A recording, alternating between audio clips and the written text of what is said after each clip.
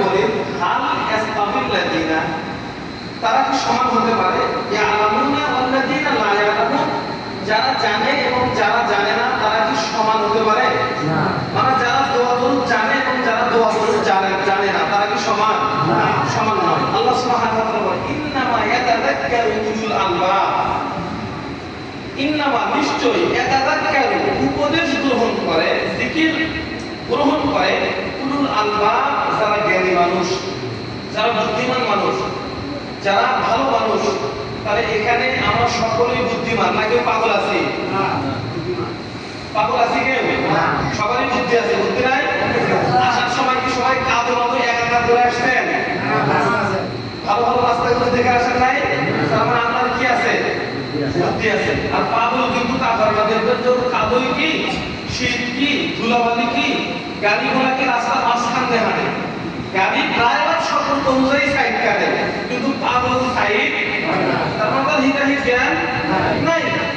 তো আল্লাহ সুবহানাহু ওয়া তাআলা বলেন যারা দোয়া জানে, যারা দোয়া জানে না, যারা জানে বা যারা জানে না তারা কখনো সমান।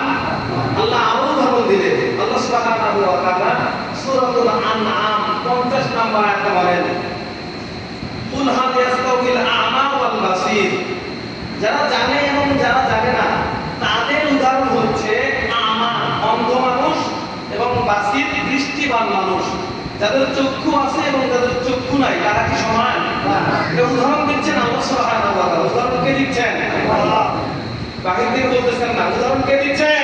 আল্লাহ। সুবহানাল্লাহ। দেখা যায় না, সামনে সামনে বসেন মানে ভিতরে আসেন, না দেখলে আলোচনা করে মজা হবে না, কথা শুনতে হবে, আলোচনা শুনতে হবে, বাইরে যাইতে পারেন না। এই কথা বলতেছেন আল্লাহ সুবহানাহু ওয়া তাআলা। কে বলতেছেন? আল্লাহ। যে যারা দোয়া দরুদ জানে, যারা ইসলাম জানে, যারা ইসলাম বোঝে, এদের চক্ষু আছে, এদের কি আছে? আর যারা ইসলাম বোঝে না, যারা দোয়া দরুদ জানে না, যারা ইসলাম থেকে দূরে চলে গেছে, এরা হচ্ছে অন্ধ মানুষের মতো। কার মতো? সূরা আনআম 50 নম্বর আয়াত। আল্লাহ আরো বলেন, আল্লাহ সুবহানাহু ওয়া তাআলা সূরাতুল ফাতির 19 থেকে 22 নম্বর আয়াতে বলতেছেন। এই উদাহরণ দিয়ে আমি আলোচনা করব। আল্লাহ রাব্বুল আলামিন বলেন ওমা ইয়াস্তাউল আ'মা ওয়াল বাসীর, আল্লাহ রাব্বুল আলামিন বলেন চক্ষুমান এবং চক্ষু, যার চক্ষু আছে এবং যার চক্ষু নাই এই ব্যক্তি যেমন সমান নয়। ওয়ালা সুলমাত ওয়ালা নূর, আলো এবং অন্ধকার সমান নয়।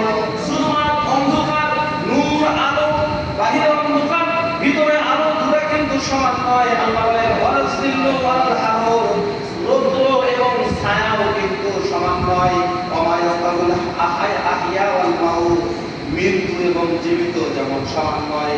আল্লাহ কয়েকটি উদাহরণ দিলেন। মহান আল্লাহ সুবহানাহু ওয়া তাআলা এক নম্বরে বললেন চক্ষুমান এবং চক্ষু নাই এমন ব্যক্তি কখনো সমান হতে পারে না। পর পর অন্ধকার এবং আলো কখনো সমান হতে পারে না। রৌদ্র এবং ছায়া কখনো সমান হতে পারে না।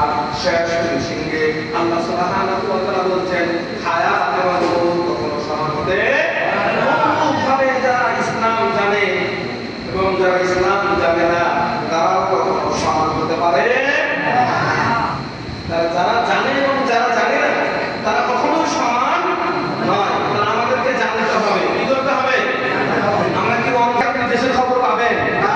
তাহলে তোমাকে যেতে হবে বা কি যেখানে আছে ওখানে যেতে হবে। তারপরে জানার জন্য নির্দিষ্ট একটা স্থানে যেতে হবে, বলে ঠিক কিনা? অনুরূপভাবে দিন ইসলামও জানার জন্য সব জায়গাতে সবকিছু সব জানা যায় না। তো তালিমি বৈঠকের মাধ্যমে আমরা জানার চেষ্টা করবো ইনশাআল্লাহ। এই জন্য তালিমি বৈঠকে উপস্থিত হতে হবে, বলে ঠিক কিনা?